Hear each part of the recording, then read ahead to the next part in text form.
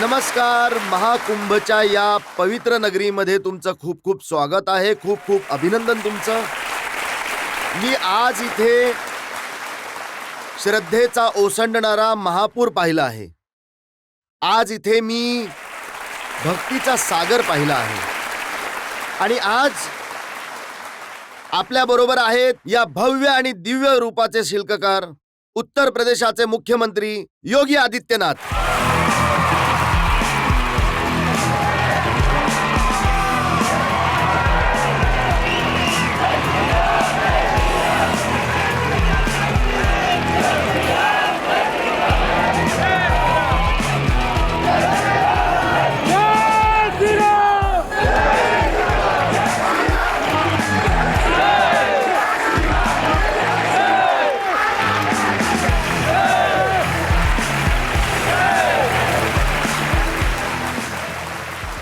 महाकुंभचे हे आयोजन जितकं भव्य आहे तितकं अकल्पनीय आहे, अविश्वसनीय आहे, तितकंच अद्भुत आहे. आणि आज या अद्भुत आयोजनाचे शिल्पकार, संयोजक, आयोजक उत्तर प्रदेशाचे मुख्यमंत्री योगी आदित्यनाथ आज आपल्या बरोबर आहेत. मला वाटतं आपण त्यांचं स्वागत करूयात.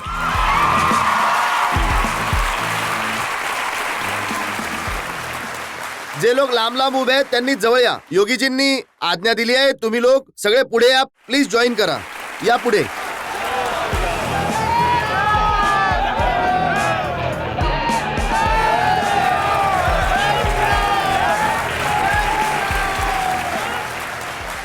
मी खूप खूप आभारी आहे योगी आदित्यनाथजींचा.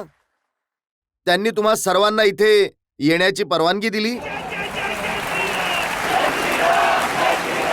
रजतजी, मी सगळ्यात आधी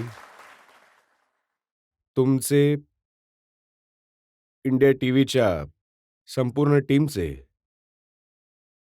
आणि तुमच्या सर्व प्रेक्षकांचे महाकुंभ प्रयागराजमध्ये मनापासून अभिनंदन करतो. योगीजी, आपण गंगेच्या किनारी उभे आहोत. लाखो लोक घोषणा देत आहेत. आज जेव्हा मी आलो सकाळी तेव्हा त्यानंतर दिल्लीमधून, मुंबईमधून, जागेवरून फोन येत आहेत. लोक विचारतायत की हे जे गंगेचं जल आहे ते खरंच इतकं पवित्र आहे का, इतकं स्वच्छ आहे का की यामध्ये डुबकी मारली जावी. आज हे माझं सौभाग्य आहे की जेव्हा अयोध्यामध्ये श्रीराम जन्मभूमीवर मर्यादा पुरुषोत्तम प्रभू श्रीरामांची 500 वर्षानंतर मूर्ती स्थापनेची पहिली वर्षगाठ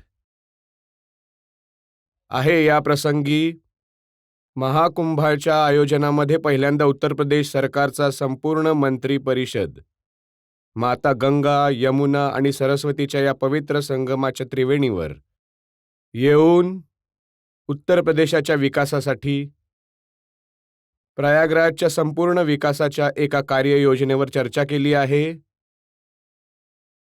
इथे संगमाच्या त्रिवेणीवर डुबकी मारून पुण्याचे भागीदार बनले आहेत.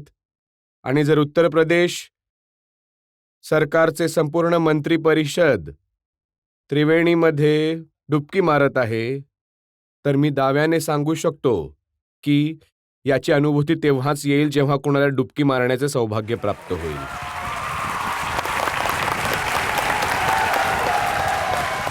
आणि जर वैज्ञानिक स्तरावर तुम्ही पाहाल तर संगमामध्ये जी पाण्याची क्वालिटी आहे, त्याची जी प्युरिटी लेवल आहे ती 5 पेक्षा खाली आहे. जेव्हा प्युरिटी लेवल 15 पर्यंत तुम्ही जे 15 ते 20 मध्ये तुम्हाला ते स्नान करण्यायोग्य सुद्धा असतं आणि ते पिण्यायोग्य सुद्धा असतं. आदरणीय पंतप्रधानजींच्या प्रेरणेतून नमामि गंगा प्रयोजनानंतर माता गंगेची अग्रता आणि निर्मळतेसाठी मागील 10 वर्षांमध्ये जे काही झालं आहे, जे प्रयत्न झाले आहेत, त्याचे अद्भुत परिणाम झाले आहेत. आणि त्यावर एक राजकीय कमेंट करणं, राजकीय रूपाने कुणावर तरी टिप्पणी करणे आपले राजकीय बंधन असू शकतं काही लोकांचे. परंतु जे हे करोडो लोक मागील 1 आठवड्यापासून इथे येऊन पवित्र संगमावर डुबकी मारत आहेत, इथे एका विश्वासाने आले आहेत. आणि तो विश्वास जो त्यांचा मोदीजींच्या प्रती आहे, सनातन धर्माप्रती आहे, माता गंगेच्या प्रती आहे, माता यमुनेच्या प्रती आहे आणि माता सरस्वतीच्या प्रती आहे, त्या विश्वासाचे प्रतीक हा सगळा कार्यक्रम आहे. आणि तोच विश्वास सार्थ ठरवणं आणि त्याचा सन्मान करणं हे आमचं दायित्व आहे. आणि त्याच दायित्वाचे निर्वहन करण्यासाठी डबल इंजिनचं सरकार पूर्ण प्रतिबद्धतेने आणि प्रामाणिकपणे काम करत आहेत. आणि इथे मी जल स्नान करण्यायोग्य सुद्धा आहे आणि पिण्यायोग्य सुद्धा आहे. मी स्वतः आचमन सुद्धा केले आहे आणि स्नान सुद्धा केले आहे. तुम्ही म्हणालात की संपूर्ण कॅबिनेटने आचमन सुद्धा केलं, स्नान सुद्धा केलं आणि काही लोकांना प्रॉब्लेम होऊ शकतो. तर आजच कॉमेंट आली आहे अखिलेश यादव यांची. ते म्हणाले की हे कुंभ राजकीय काम करण्याची जागा नाहीये, कॅबिनेट मीटिंग करण्याची जागा नाहीये, ही तर धर्माची जागा आहे. हे बघा, धर्म ला ज्यांनी काही लोकांनी संकीर्ण सीमेमध्ये कैद करून ठेवला आहे, त्यांना धर्माची विराटता आणि व्यापकता समजणार नाही. हे बघा, धर्म एक व्यापक संकल्पना आहे. भारतीय दृष्टिकोन धर्माबद्दल एक विराट विचाराला जन्म देतो. ही वेस्टर्न विचारसरणी नाही की आपण त्याला उपासनाविधी मात्र मानावं. धर्म आपल्या इथे सदाचार, नैतिक मूल्य आणि कर्तव्य यांचा तो प्रवाह आहे, ज्यावर व्यक्ती आणि समाजाचे जीवन टिकलेले आहे. इथे प्रयागराजमध्ये येऊन आमचं संपूर्ण मंत्री परिषद 25 करोड जनतेला आपल्या कर्तव्याबद्दल जाणीव करून देत आहे की आपलं कर्तव्य आहे, हे कुंभ आपलं कर्तव्य आहे. आदरणीय पंतप्रधानजींच्या प्रेरणेने आस्था आणि आधुनिकतेचा जो अद्भुत संगम आहे, महाकुंभ होणार आहे. या अद्भुत संगमाला त्या प्रकारची व्यवस्था देणे, त्यासाठी आम्ही आमच्या कर्तव्याने बांधलेले आहोत. आणि तिथे जे काही आम्ही आमच्या कर्तव्यांची पूर्ती करत आहोत, ते संगमाच्या तटावर येऊन जे इतर लोक अनुभवत आहेत त्याची अनुभूती सुद्धा येईल आणि त्या गोष्टीची सुद्धा जाणीव होईल की हो, आम्ही लोकांनी जे केलं आहे, हे बघा, आम्ही सुद्धा डुबकी मारत आहोत. तुम्ही सुद्धा या आस्थेची डुबकी मारून जा आणि मग आपल्या कर्तव्य मार्गावर पुढे जा. आणि त्याच कर्तव्याचं निर्वहन करण्यासाठी आमची संपूर्ण मंत्री परिषद आज इथे आली आहे. आम्ही प्रयागराजबद्दल, आम्ही प्रदेशाबद्दल, प्रदेशातील तरुणांबद्दल, प्रदेशातील शेतकऱ्यांबद्दल, प्रदेशातील माता आणि भगिनींबद्दल खूप साऱ्या प्रस्तावांवरती चर्चा सुद्धा केली आहे. प्रयागराज आणि उत्तर प्रदेशाच्या संपूर्ण विकासाच्या व्यापक कार्ययोजनेवर चर्चा सुद्धा केली आहे. आणि मला असं वाटतं की खूप काही या महाकुंभामध्ये बघायला मिळत आहे. असेच येणारे जे कुंभ असतील, त्यामध्ये येणाऱ्या श्रद्धाळूसाठी सुद्धा सुविधांचे आधारस्तंभ आज आम्ही ठेवले आहे. योगीजी, आज तुम्ही म्हणालात की एका आठवड्यामध्ये 9.25 करोडपेक्षा जास्त लोक आले आहेत. या फिगरवर सुद्धा अडचण आहे. अखिलेशजी म्हणत होते की ट्रेन तर रिकाम्या येत आहेत, इथे लोक येतच नाहीयेत. प्रत्यक्षम किम प्रमाणम.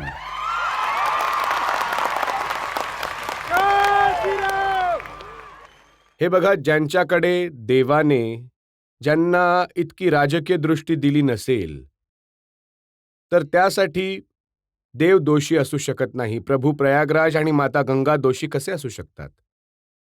ज्यांचे पुण्य प्रफुल्लित होऊ शकत नाहीयेत,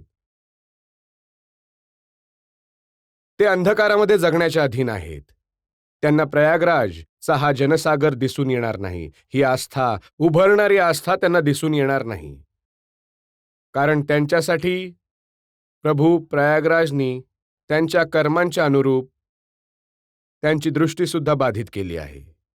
परंतु ही फिगर काही मनुष्याच्या द्वारे अकाउंट होत नाहीये.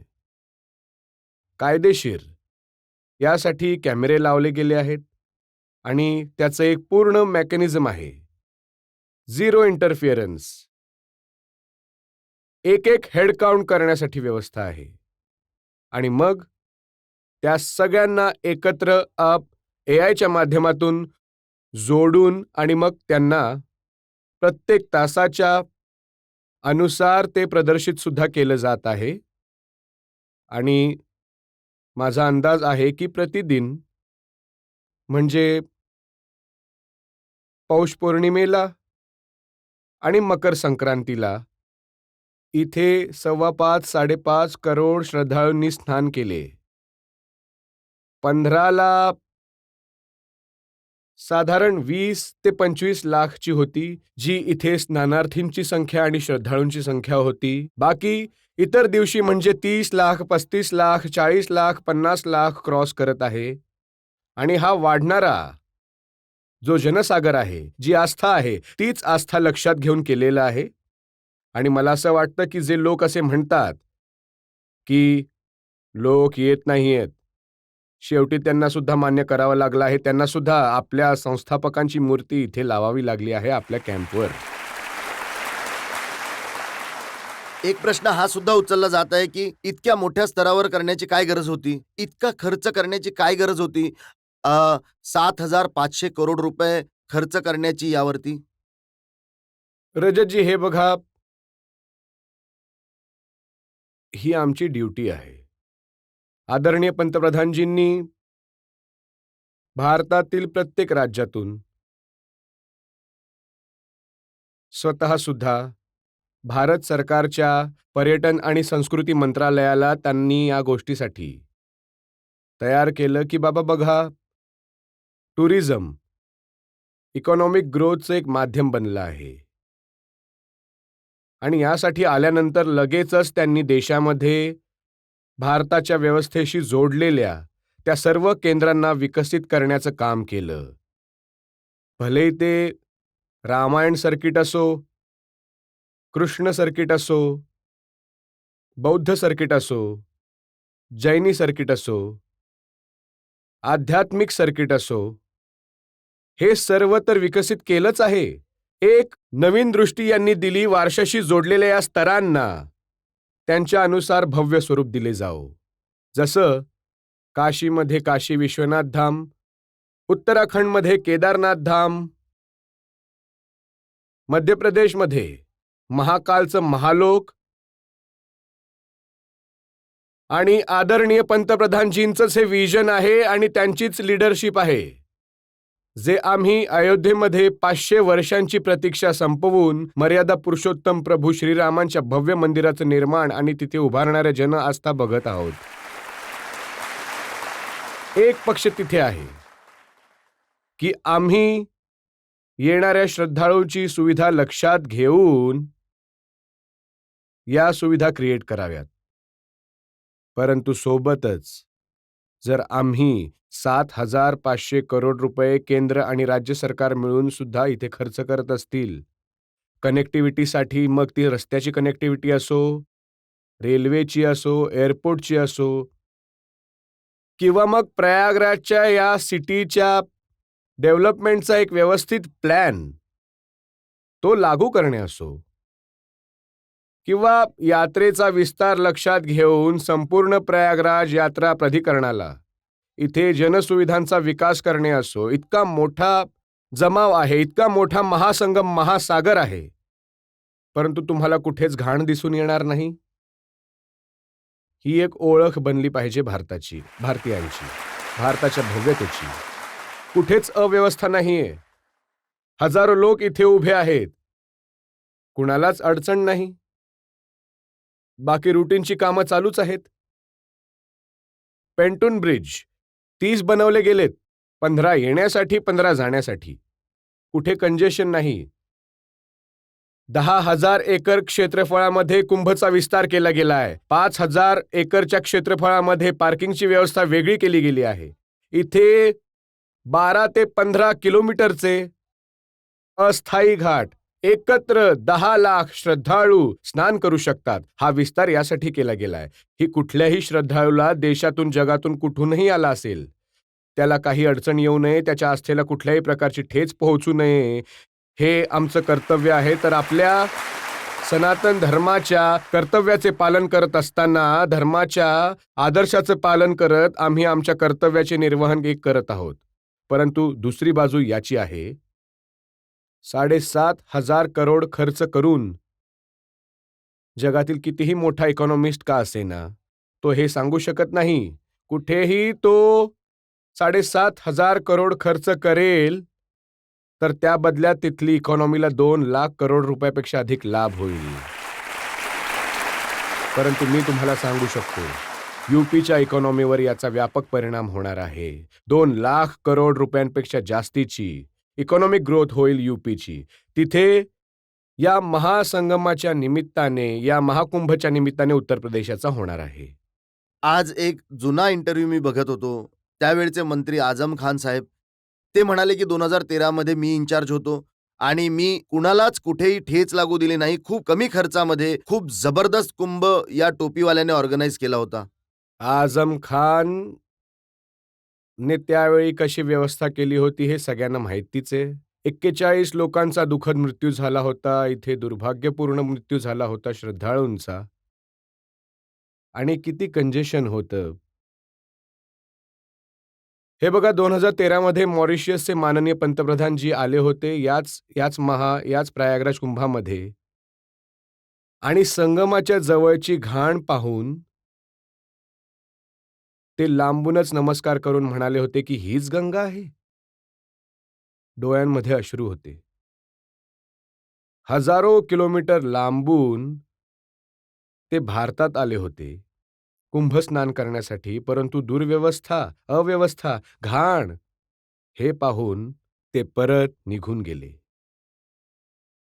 आज बघा, देश सुद्धा येत आहे, जग सुद्धा येत आहे, कोटी कोटी श्रद्धाळू सुद्धा येत आहेत. कुठेच घाण नाही, कुठे अव्यवस्था नाही, कुठे दुर्व्यवस्था नाही.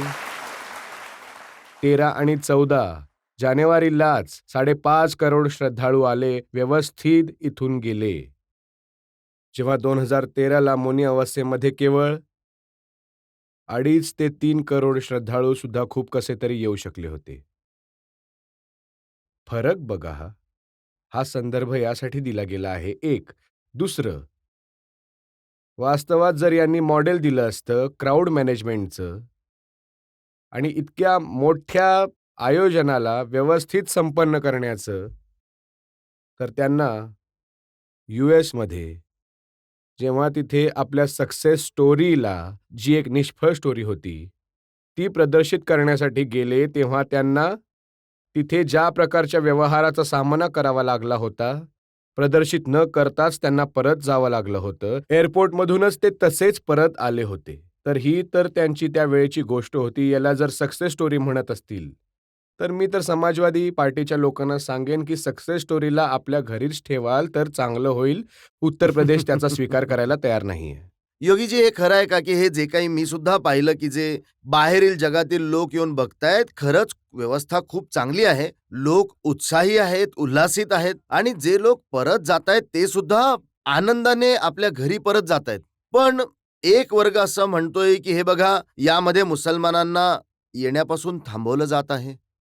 हे बघा, आम्ही लोक कुठलाही जाती, पंथ किंवा धर्माचे विरोधी नाही आहोत.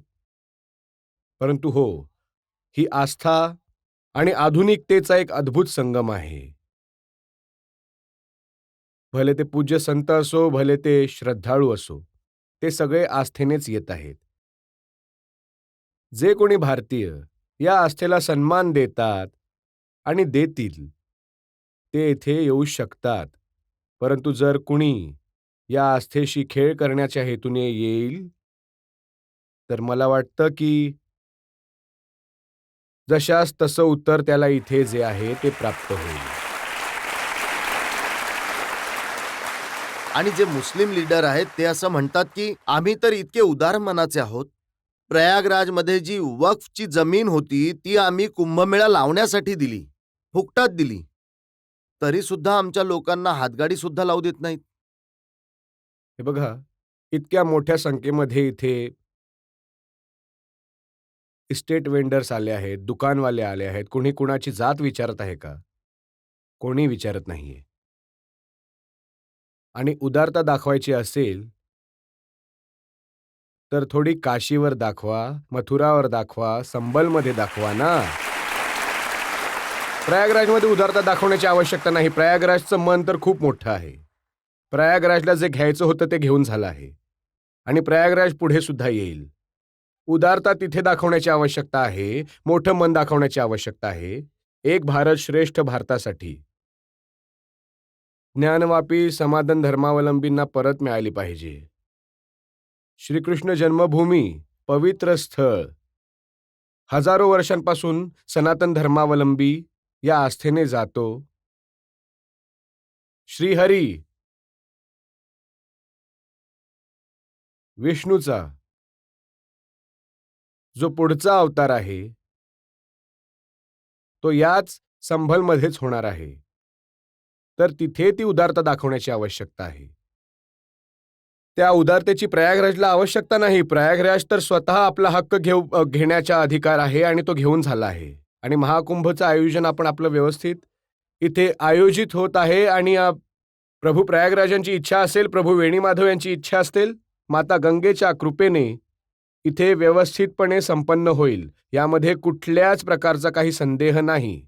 परंतु मला असं वाटतं की जे लोक मुस्लिम लीडरला सांगेन की त्यांनी वर्तमान आणि पुढील पिढीचे भविष्य लक्षात घेऊन हे नक्कीच लक्षात ठेवावे लागेल की केवळ हट्टाने समस्येचं निवारण होणार नाही. त्यांनी खरंच जिथे उदारता दाखवली पाहिजे तिथे उदारता दाखवून एकदा एक मोठं मन करून खरंच मोठं मन करावं. हा हिंदू समाज त्यांना डोक्यावर घेऊन फिरेल. अन्यथा त्यांना कायमच त्यांच्यासमोर संकट येईल. आणि हे बघा, आम्ही ही गोष्ट मान्य करून चालणारे लोक आहोत की यतो धर्मस्ततो जय. जिथे धर्म आहे म्हणजे जिथे सनातन धर्म आहे तिथे कायम विजय होईल, अंततः नक्कीच होईल. आणि आपण तो मिळवू. मग मला वाटतं लोकतांत्रिक मूल्यांनी मिळवू, भारताच्या संविधानिक व्यवस्थेच्या अंतर्गत मिळवू. परंतु मला वाटतं की तिथे उदारता दाखवण्याची आवश्यकता आहे, इथे नाही. इथे तर महाकुंभाचे आयोजन याच भव्यतेने होईल. पुढे सुद्धा याच एक व्यवस्था बनवली गेली आहे. डबल इंजिन सरकारने, पूज्य संतांच्या सहयोगाने, आदरणीय पंतप्रधानांच्या प्रेरणेने येणाऱ्या काळात सुद्धा हे कुंभ आणि महाकुंभाचे आयोजन याच भव्यतेने इथे होईल. संबलविषयी तक्रार ही आहे की तिथे केस सुद्धा फाईल झाली आणि जजमेंट सुद्धा आलं, सर्वे सुद्धा झालं, सगळं झालं. इतकं लवकर केलं. हे बघा, आपल्या इथे शुभ कार्यामध्ये खूप उशीर करत नाही. जेव्हा एकदा मुहूर्त निघून गेलेला असतो तेव्हा वारंवार मुहूर्त दाखवण्याची गरज नसते. मग पुढे जायचं असतं. आणि मला असं वाटतं की संबलमध्ये ते सगळं काही दृश्य देश सुद्धा बघत आहे, जग सुद्धा बघत आहे. पौराणिक जलस्थल मिळत आहेत, विहिरी मिळत आहेत, प्राचीन किल्ले सुद्धा तिथे मिळत आहेत. खूप काही तिथे बघायला मिळत आहे. आणि तिथे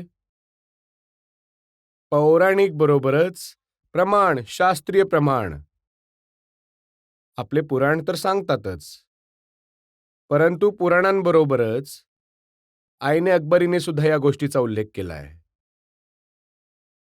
श्रीहरी विष्णूचे मंदिर जे होतं, मीर बाकीने 1526 मध्ये ते तोडून तिथे एक मस्जिदचा साचा उभा केला होता, ज्याला आज लोक जामा मस्जिद म्हणतात. आता हे अबुल फजलने आजपासून शेकडो वर्षांपूर्वी लिहिलं होतं. हे कुठल्या हिंदूने लिहिलं नाहीये. आणि त्यावेळेच्या ज्या घडामोडींचा त्यांनी उल्लेख केला, ते कसं हे लोक नाकारू शकतात? कसं नाकारत आहेत? असं असू शकतं पुराणांवरती त्यांचा विश्वास नसेल. परंतु कमीत कमी ऐने अकबरीला तरी पाहावं, त्यावर तरी विश्वास ठेवावा. जर हे उदाहरण एखाद्या हिंदू ग्रंथातून मी दिलं तर त्यांना अडचण असू शकते. परंतु हे उदाहरण त्यांच्याच इथून दिलं जात आहे. तिथले प्रमाण ही गोष्ट सांगतात. आणि जे काही तिथे होत आलं आहे, कमीत कमी आज त्यावर लगाम लागला आहे. येणाऱ्या काळामध्ये खूप काही प्रकाशित होणार आहे तिथून. ओवेसी साहेबांचं बोलणं मी ऐकलं संबलवर. तर 2 गोष्टी ते बोलत होते. एक तर ते म्हणत होते, की तिथे जे मंदिर आहे, मुस्लिमांनी ते सांभाळून ठेवलं आहे. त्याचा सर्व्हे करायची काय गरज आहे? तिथे तर मूर्ती सुरक्षित आहेत. आणि दुसरी गोष्ट ते म्हणाले, की जिथे हॉस्पिटल बनवण्याची गरज आहे, जिथे स्कूल बनवण्याची गरज आहे, तिथे योगीजी पोलिस स्टेशन बनवतायत. आम्ही हॉस्पिटलसुद्धा बनवणार आहोत. आम्ही मेडिकल कॉलेजसुद्धा बनवणार आहोत संबलमध्ये. मेडिकल कॉलेजसुद्धा आमचं तिथे बनत आहे. संभलची लढाई आता ही देशी आणि विदेशीची लढाई आहे. तिथे कुठल्याच कालखंडामध्ये कुणी हिंदू ज्याने दबावाखाली इस्लाम स्वीकार केला आहे, आज तो सुद्धा बोलतो की नाही. या विदेशींना ज्यांनी आपल्या पूर्वजांची स्थळं तोडली होती, त्यांच्याकडून ही स्थळं परत घेतली पाहिजे.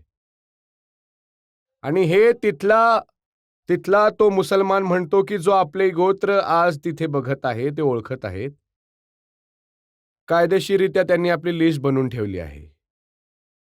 त्याच्या माध्यमातून सगळ्या गोष्टी बोलत आहेत. कुठेच काही समस्या नाहीये.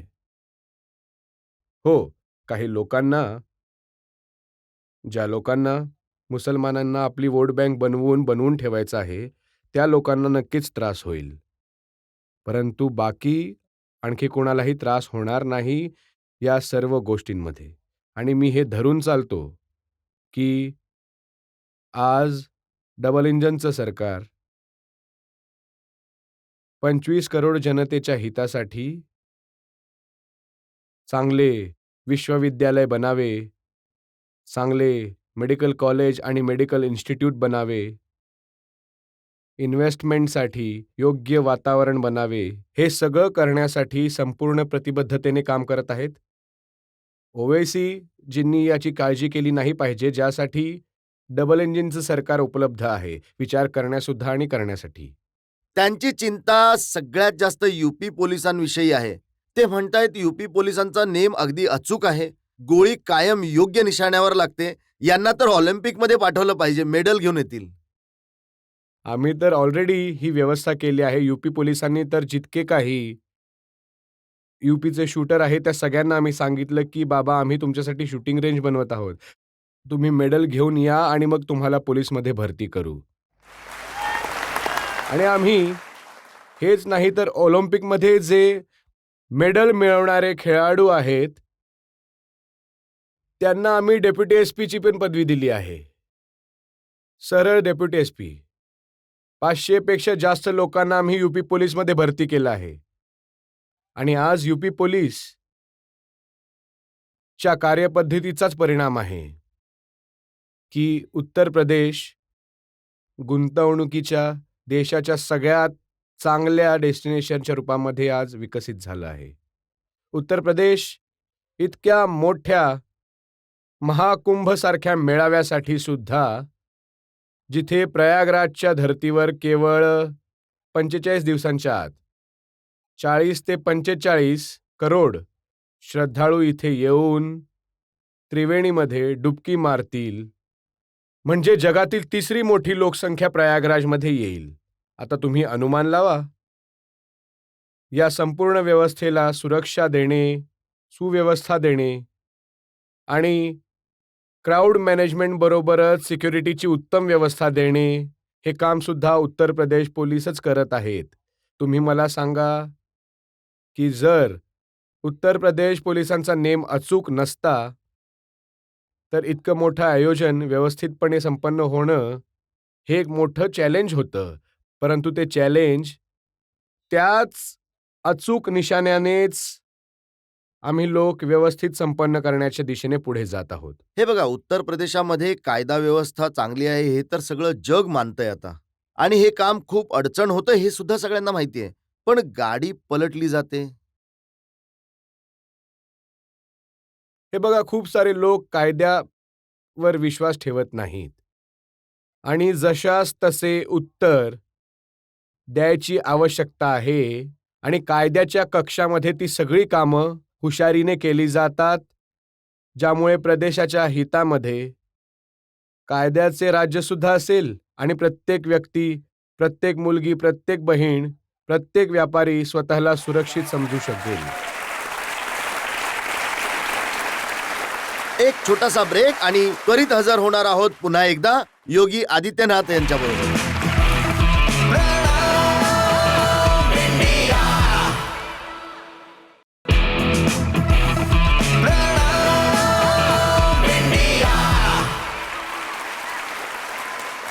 योगीजी, जे राजकीय लोक आहेत, जे तुमची कामं बघतात, त्यांच्यामध्ये खूप सारे लोक तुमचे प्रशंसक आहेत, खूप सारे तुमचे आलोचक आहेत.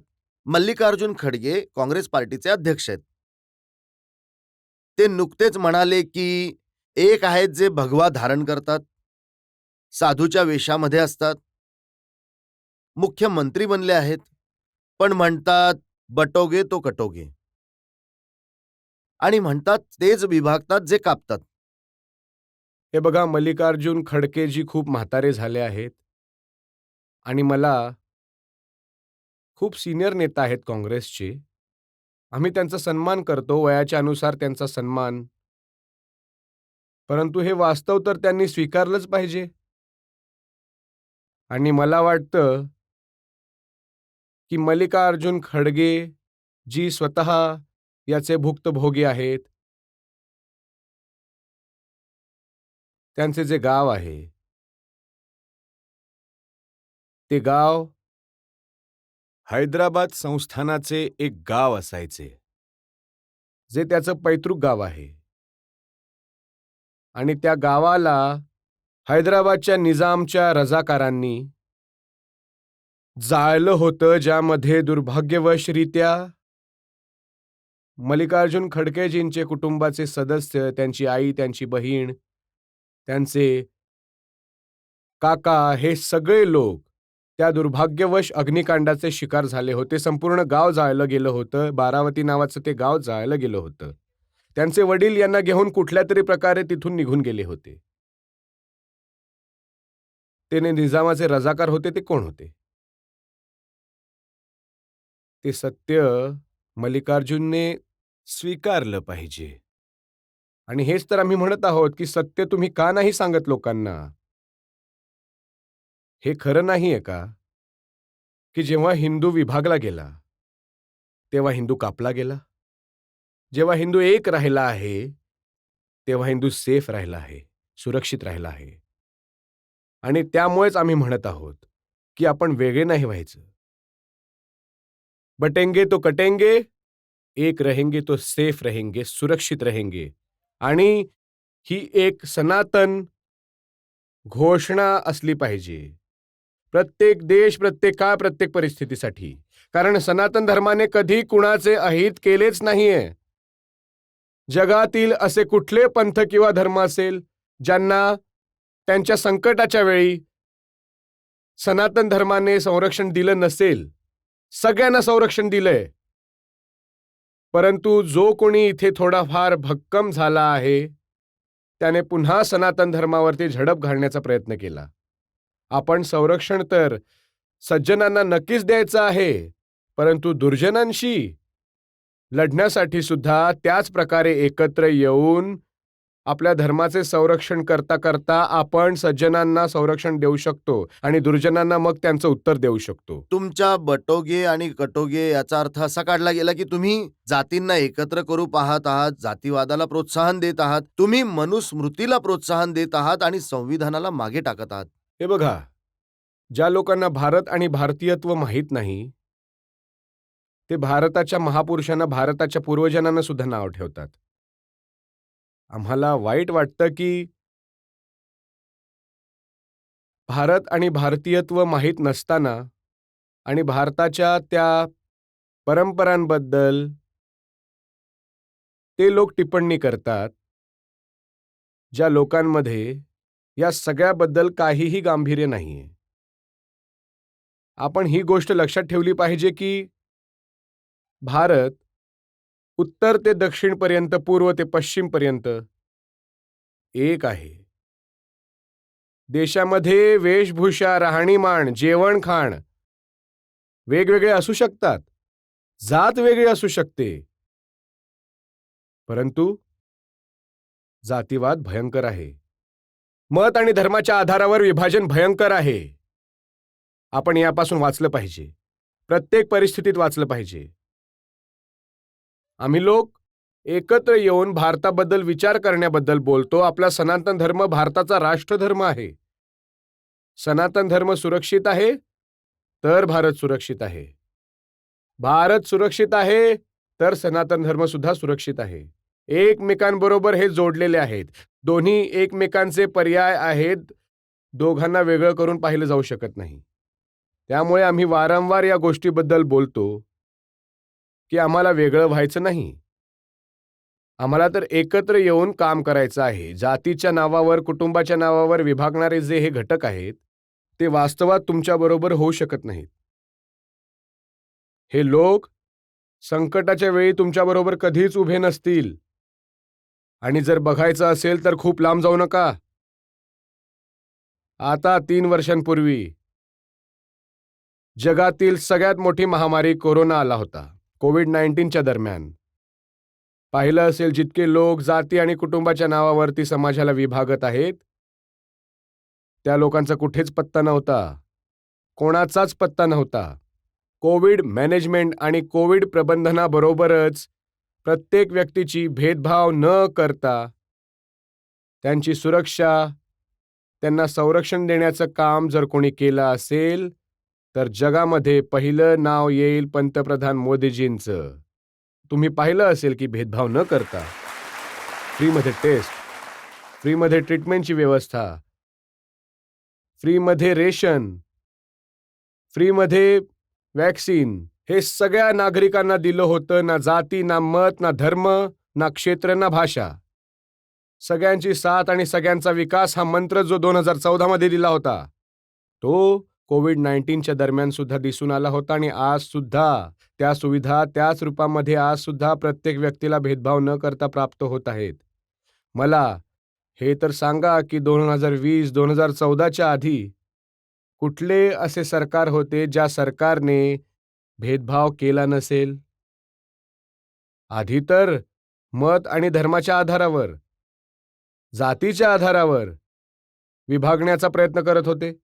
आज जात, मत आणि धर्माच्या आधारावर नाही, क्षेत्र आणि भाषेच्या आधारावर नाही, तर विकास सगळ्यांचा आहे, संरक्षण सगळ्यांना आहे, समृद्धी आणि रोजगार सगळ्यांना, परंतु तुष्टीकरण कुणाचेच नाही. या घोषणेबरोबर कार्य होत आहे आणि हीच खरी राष्ट्रीय भावना सुद्धा आहे. आणि त्याच राष्ट्रीय भावनेला पुढे घेऊन जाण्यासाठी आम्ही वारंवार म्हणत आहोत की जेव्हा एक नवीन भारताचे दर्शन होत आहे, या नवीन भारतामध्ये जातीवाद आणि परिवारवादाच्या आधारावर विभागण्याचं नाही, आपापसात विभागण्याची वेळ नाहीये. उलट एकत्र येऊन नवीन भारताला श्रेष्ठ भारत बनवणं, एका भारताला श्रेष्ठ भारत बनवायचं आहे. हे संपूर्ण भारताच्या 140 करोड लोकांचं कर्तव्य आहे. आणि उत्तर प्रदेशची 25 करोडची जनता जनार्दन या संपूर्ण अभियानाबरोबर पंतप्रधान मोदींजींबरोबर पावलावर पाऊल टाकून चालायला तयार आहे. योगीजी, काही लोक याला सुद्धा भेदभाव म्हणतात की हिंदूंसाठी इतकं मोठं कुंभ तुम्ही आयोजित केला, कावड यात्रेवरती फुलांचा वर्षाव केला जातो आणि बाकी लोकांना नमाज पढण्यापासून थांबवलं जातं. हे परंपरागत आयोजन आहे, वारशाचं प्रतीक आहे. सनातन धर्माचा एक असा प्रवाह आहे जो देश आणि जगातून येणाऱ्या श्रद्धाळूंना आपल्याकडे आकर्षित करत आहे. यामध्ये सुद्धा आयोजन प्रयागराजच्या कुठल्याही रस्त्यावर होत नाहीये. हे आयोजन माता गंगेच्या सानिध्यामध्ये, माता गंगेच्या किनाऱ्यावर, गंगा यमुनेच्या किनाऱ्यावर, संगमाच्या तटावर, या विस्तीर्ण भूभागावर संपूर्ण आयोजन आयोजित केलं आहे. यामध्ये काही कुणाच्याही वाहतुकीला बाधित केलं गेलं नाहीये. प्रयागराजमध्ये जे लोक राहत आहेत, कुठलीही जात, मत किंवा धर्माचे सगळे लोक आपली दिनचर्या अखंड त्याच रूपामध्ये चालवत आहेत. आणि त्यामुळेच आम्ही लोकांनी व्यवस्था केली. इथल्या इन्फ्रास्ट्रक्चरला या कुंभच्या निमित्ताने प्रयागराजचा कायापालट झाला. प्रयागराजचे रस्ते, प्रयागराजच्या सुविधा, प्रयागराजचे पूर्ण एक नवीन प्रयागराज दिसत आहे. सुंदरीकरणाची योजना, खूप काही आज प्रयागराजला प्राप्त होत आहे. परंतु यामुळे श्रद्धाळूंमुळे रस्ते बाधित होत नाहीयेत. हा महाकुंभच्या निमित्ताने प्रयागराज मध्ये व्यवसाय उभारून येत आहे. प्रयागराजला एक नवीन ओळख मिळत आहे. प्रयागराजला देश आणि जग जवळून येऊन बघत आहे. प्रयागराजमध्ये लोकांचे भरपूर एक नवीन दृष्टिकोन लोकांना मिळत आहे. घर कुटुंब अतिथींच्या स्वागतासाठी तयार आहेत. एक प्रयागराजचा भाव सुद्धा आहे. तर स्वाभाविकरित्या बाधित करण्यासाठी नाही, अतिथींचे स्वागत करण्याची एक सुवर्ण संधी मिळाली आहे, प्रभूने दिली आहे. प्रभू वेणी माधवने, माता गंगेने इथे प्रदान केली आहे आणि त्याचा लाभ लोक इथे प्राप्त करत आहेत. परंतु रस्त्यांवर आम्ही प्रत्येक शुक्रवारी किंवा आम्ही कुठल्याही दिवशी येऊन बाधित करू, हे होऊ शकत नाही. असं नाही की आम्ही मोहरमची मिरवणूक थांबवत आहोत. परंपरागत मिरवणूक आहेत, मोहरमच्या मिरवणुका निघतात. इतर मुस्लिम उत्सवांमध्ये जे काही आयोजन होतं, तर त्या आयोजनांमध्ये काही अडचण नाहीये. त्यांना संपूर्ण सुरक्षा प्रदान केली जाते. हा, हे नक्कीच आहे. सांगितलं जातं की तुम्ही अस्त्रशस्त्रांचे प्रदर्शन करू नका. मर्यादेमध्ये राहून, कायद्याच्या व्यवस्थेमध्ये राहून तुम्हाला हे आयोजन पुढे नेण्यामध्ये काही अडचण नाही, काही दुविधा नसली पाहिजे. संरक्षण त्यांना सुद्धा प्रदान केली जाते. परंतु बेशिस्तपणा करण्याची सूट दिली जात नाही. अराजकता पसरवण्याची सूट दिली जात नाही, जसं मागील सरकारमध्ये व्हायचं की मिरवणुकीच्या नावाखाली तोडफोड, जाळपोळ, लूटमार, छेडछाडीच्या ज्या घटना व्हायच्या त्या सक्तीने थांबवल्या सुद्धा जातात. आणि जे कोणी असं करतो त्यावर बंधन सुद्धा घातलं जातं की बाबा, जर तुम्हाला स्वतःमध्ये शिस्त नाहीये तर आत्मानुशासन जिथे नाही तिथे दुःशासन आहे. तर दुःशासनाबरोबर काय व्यवहार केला पाहिजे हे सरकारला चांगल्या प्रकारे त्याचे निवारण सुद्धा करता येतं, त्यांच्यावर उपचार सुद्धा करता येतात. आणि त्यासाठी एक व्यवस्था बनवली गेली की प्रयागराज महाकुंभ आयोजन असो किंवा कावड यात्रा, एक परंपरागत कार्यक्रम आहे आणि परंपरागत कार्यक्रमांमध्ये सरकारच्या स्तरावर प्रत्येक प्रकारची सुविधा दिली जाईल, सुरक्षा दिली जाईल. तेच सरकार इथे सुद्धा करत आहे आणि सगळ्यासाठी भेदभाव न करता करत आहे. योगीजी, एका छोट्याशा ब्रेकसाठी थांबायचं आहे आणि लगेच परत येऊ योगी आदित्यनाथ यांच्या बरोबर.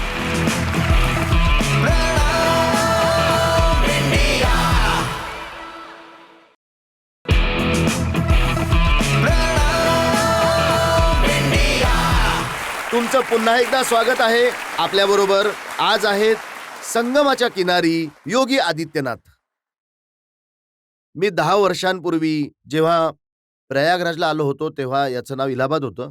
तेव्हा मी ऐकलं होतं की रस्त्यांवर जेव्हा माफिया निघायचे तेव्हा चीफ जस्टिसचा सुद्धा ताफा थांबवला जायचा. जे लोक आज प्रयागराज महाकुंभावर प्रश्न उचलत आहेत, हे माफिया त्यांचेच मालक असायचे. याच पार्टी या माफियांना सुद्धा पोसायच्या आणि महिमा मंडित करायच्या.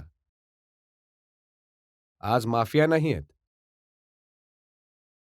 आज तर इथल्या मातीला स्पर्श करण्यासाठी जग येत आहे. त्याला नमन करण्यासाठी जग येत आहे. प्रयागराजच्या भूमीला नमन करण्यासाठी संपूर्ण जग आज इथे येत आहे. आणि स्वाभाविकरित्या झिरो टॉलरन्स होता. सरकारची झिरो टॉलरन्सची जी नीती होती, त्याचे दर्शन प्रयागराजमध्ये प्रयागराजवासियांना सुद्धा आणि देश आणि जगातून येणाऱ्या श्रद्धाळूंना सुद्धा इथे त्याची अनुभूती येत असेलच. या सरकारची वचनबद्धता होती आणि त्याचं साकारलेलं रूप इथे प्रयागराजमध्ये पाहायला मिळत आहे. काहीतरी बदललंय. आज अखिलेशजी सुद्धा म्हणत होते की आमचे सुद्धा खूप सारे लोक गंगेमध्ये डुबकी मारतायत, परंतु त्याचे फोटोज पोस्ट करत नाहीत. चांगली गोष्ट आहे. कोणीही यावं. माता गंगा तर सगळ्यांची आहे. माता गंगा भेदभाव नाही करत. माता गंगेचा परिवार तर प्रत्येक व्यक्ती आहे, प्रत्येक जीव, प्रत्येक जंतू आहे. ती कुणाबरोबरच भेदभाव नाही करत. माझ्यासाठी माता आहे तर सगळ्यांसाठी माता आहे. परंतु ज्या लोकांनी विभागण्याचं काम केलं होतं जातीच्या नावावर, मग कुटुंबांच्या नावावर भेदभाव केला होता. मत आणि धर्माच्या आधारावर समाजामध्ये दरी दरी दरी दरी वाढवण्याचे काम केलं होतं. ते लोक जर तुम्ही उपदेश द्याल तर मला वाटतं ते शोभा नाही देणार. त्यांच्या मुखातून शोभा नाही देत. हे लोक तर कोविड प्रबंधनावर सुद्धा बोट उचलत होते. कोरोना महामारीच्या दरम्यान यांचा कुठे पत्ता नव्हता. हे लोक कुठे आसपास डोकावून सुद्धा बघत नव्हते. कोणी स्वतः घरामध्ये क्वारंटीन झाला होता. कोणी इतर क्षेत्रांमध्ये जाऊन आपल्या वेगळ्याच लोकयात्रेमध्ये व्यस्त झाले होते. सामान्य जनतेची माहिती या लोकांनी नव्हती घेतली. आणि त्यावेळी सुद्धा जेव्हा कोविड प्रबंधनानंतर वॅक्सिनेशनचा कार्यक्रम झाला होता तेव्हा या लोकांनी तेव्हा सुद्धा प्रश्न उभे केले. भारताचा कार्यक्रम सगळ्यात यशस्वी कार्यक्रममधील एक होता. आणि असंच महाकुंभचं आयोजन प्रबंधन सर्वोत्कृष्ट आयोजन म्हणून ओळखलं जाईल. याच दिशेने एक प्रयत्न या डबल इंजिनच्या सरकारने केला आहे. आणि डबल इंजिन सरकारचे हेच आयोजन लक्षात घेऊन स्वाभाविकरित्या त्यांना टिप्पणी करायची आहे. ते टिप्पणी करतील. परंतु कुठल्याही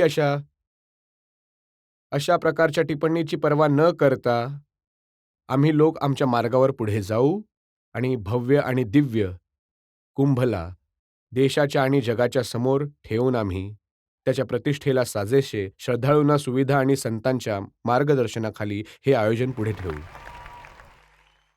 योगीजी, केवळ युपीवाल्यांची गोष्ट नाहीये. संपूर्ण देशामध्ये आम्ही राहुल गांधीजींचं बोलणं ऐकतो. ते म्हणतात की मग भले प्रभू शिव असो, कृष्ण असो, भले गुरु नानक असो, गौतम बुद्ध असो, सगळे हाताचं चिन्ह दाखवतात. हे बघा, हे ॲक्सिडेंटल हिंदू आहेत. तर स्वाभाविकरित्या तो आशीर्वादाचा हात आहे. तो पंजा नाही आहे. ज्या लोकांना हिंदू परंपरेमध्येच गौरवाची अनुभूती होत नाही, ज्या लोकांनी कधीच भारत आणि भारतीयत्वाचा सन्मान नाही केला, सनातन धर्माचे मूल्य आणि आदर्श यावर ज्या लोकांचा कधी विश्वासच नव्हता, ते लोक सनातन धर्माबद्दल काय टिप्पणी, काय बोलू शकतील? जे लोक भारताच्या यात्रेला केवळ डिस्कव्हरी ऑफ इंडिया बरोबर जोडतात, त्या लोकांकडून अपेक्षा करणं की ते महाकुंभाबद्दल किंवा भारताबद्दल किंवा प्रभू शिवबद्दल किंवा प्रभू राम आणि कृष्णाबद्दल या सगळ्यांबद्दल काही बोलू शकतील, मला वाटतं की हे अनावश्यक रूपाने डोकं फोडण्यासारखं होईल. काँग्रेसचीच वेळ होती. राहुलजींना मला विचारायचं आहे, हे खरं नाहीये का? या अयोध्याबद्दल, ज्या मथुराबद्दल आज तुम्ही म्हणत आहात की राम आणि कृष्ण तर सगळ्यांचे आहेत, परंतु 2006ची ती घटना सुद्धा मी विसरला नसता. 2005ची 6ची घटना, जेव्हा माननीय सर्वोच्च न्यायालयामध्ये यांनी शपथपत्र दाखल केलं होतं रामसेतूच्या मुद्द्यावर, आणि तेव्हा ते म्हणाले होते की राम आणि कृष्ण तर एक मिथक आहे. त्यांनी तर म्हणजे भारताच्या या आराध्य देवतांना त्यांनी त्यावेळी काल्पनिक मानलं होतं. भारताचे संविधान, जी मूळ प्रत आहे, त्या मूळ प्रतीमधून यांनी ते चित्र काढून टाकले, जे नंतर नवीन आवृत्ती संविधानाची आली, ज्यामध्ये प्रभू रामांचे पुष्पक विमानामधून अयोध्येला आगमनाचे चित्र सुद्धा दाखवले गेले आहे. प्रभू श्रीकृष्णाचे महाभारताच्या युद्धामध्ये कुरुक्षेत्राचे अर्जुनाला उपदेश देतानाचे चित्र सुद्धा दाखवले गेले आहे. भगवान बुद्धांचे पहिले ज्ञान प्रदान करणारे सारनाथचे चित्र सुद्धा त्यामध्ये दाखवले गेले. बजरंग बली हनुमानजींचे सुद्धा लंका दहनाच्या पश्चात ते दृश्य दाखवले गेले. परंतु भारताच्या संविधानाचे निर्माते बाबासाहेब भीमराव आंबेडकरांनी भारताच्या या वारशाला, भारताच्या या संविधानामध्ये स्थान दिले होते. परंतु बाबासाहेब भीमराव आंबेडकरांच्याद्वारे बनवलेल्या या संविधानामध्ये वारंवार संशोधन करून काँग्रेसने बाबासाहेब भीमराव आंबेडकरांचा सुद्धा अपमान केला आणि संविधानामधून सगळे चित्र टाकून भारताच्या या वारशाचा सुद्धा अपमान केला आहे. त्यामुळे राहुल गांधींना यामध्ये बोलण्याचा काहीही अधिकार नाही. आता तुम्ही दिल्लीला जाल तर कॅम्पेन करायला, तर तिथे तुम्हाला आता एक नवीन हिंदू भेटतील, अरविंद केजरीवाल. ते म्हणतात की मी लहानपणापासून हनुमान भक्त आहे आणि प्रभू रामांची माझ्यावर खास कृपा आहे. हो, प्रभू रामाची कृपा तर आपल्या भक्तांवरती सगळ्यांवरती असते, परंतु भक्त सुद्धा त्याला साजेसा असला पाहिजे. त्यांना माहीत नाही अरविंद केजरीवालजींचे वास्तव्य काय आहे. प्रभू राम सुद्धा ही गोष्ट बघत असतील. ज्या व्यक्तीने बिचाऱ्या अण्णा हजारेंचा विश्वासघात केला असेल, अण्णा हजारे बिचारे स्वतःला दोष देत असतील, एक निष्पाप व्यक्ती जो भारतासाठी जगत होता, कशा प्रकारचा व्यवहार त्यांनी केला, कुठे गेले ते लोकपाल. पूर्ण लढाई लोकपालाविषयी होती. कुठे गेली, आज त्यांची वागणूक काय आहे आणि आज कुठल्या प्रकारचा व्यवहार करत आहेत लोक, राजकारणाला कुठे घेऊन जातील. मला वाटतं दिल्लीची जनता यावेळी नक्की हे यांचा खरा चेहरा बघून यांना उत्तर देईल, नक्कीच उत्तर देईल. आणि हे खरं नाहीये का की जे घोषणा करत आहेत पुजारी आणि पंडितांसाठी दिल्लीमध्ये, मुल्ला आणि मौलवींना यांच्याद्वारे दिले जाणारे मानधन हे मागील कित्येक महिन्यांचे देऊ शकले नाहीत, कित्येक महिन्यांचे नाही देऊ शकले. आणि जेव्हा हा मुद्दा उचलला तेव्हा त्यांनी या मुद्द्याबरोबरच पुजाऱ्यांना सुद्धा जोडलं, ज्यामुळे तेव्हा पुजारी यांचा विरोध करतील, ते यांचा विरोध करतील, त्यानंतर म्हणतात साहेब विरोधामुळे देऊ शकत नाहीये. म्हणजे कुठे घेऊन जात आहेत व्यवस्थेला. मग तुम्ही 10 वर्षांपासून काय करत होता, हा प्रश्न विचारला गेला पाहिजे. पुजाऱ्यांना तुम्ही 10 वर्षांपूर्वी का नाही घोषणा केली, का नाही केली तुम्ही. परंतु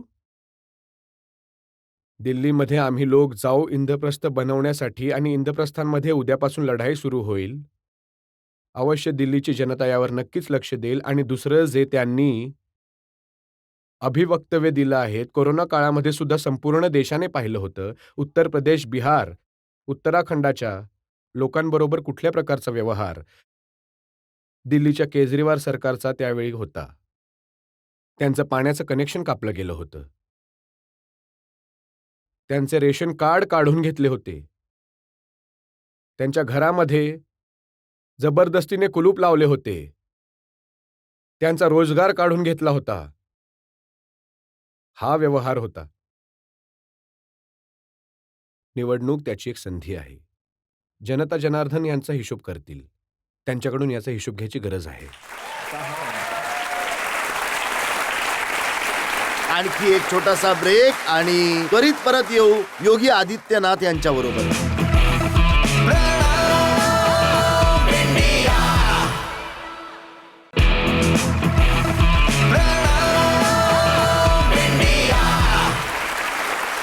वेलकम बॅक. आपल्याबरोबर आहेत योगी आदित्यनाथ. योगीजी, शेवटचा प्रश्न मला तुम्हाला हा विचारायचा आहे की हे जे करोडो लोक कुंभामध्ये आले आहेत, आस्था आणि विश्वास घेऊन तुमच्या प्रती एक आभार असा भाव घेऊन जात आहेत, तुम्हाला काय वाटतं की जेव्हा ते देशात जातील, जगात जातील, तर काय संदेश घेऊन जातील? हे बघा, मी तर इथे एक विनम्र सेवाभाव घेऊन आपल्या सरकार इथे काम करत आहे. ही संपूर्ण दृष्टी आणि पूर्ण विजन आदरणीय पंतप्रधान मोदीजींचं आहे. धन्यवाद तुम्ही मोदीजींना द्या आणि एक संदेश कुंभचा नक्कीच घेऊन जा. आणि महाकुंभचा एकच संदेश, एकतेनेच अखंड राहील हा देश, एकतेनेच.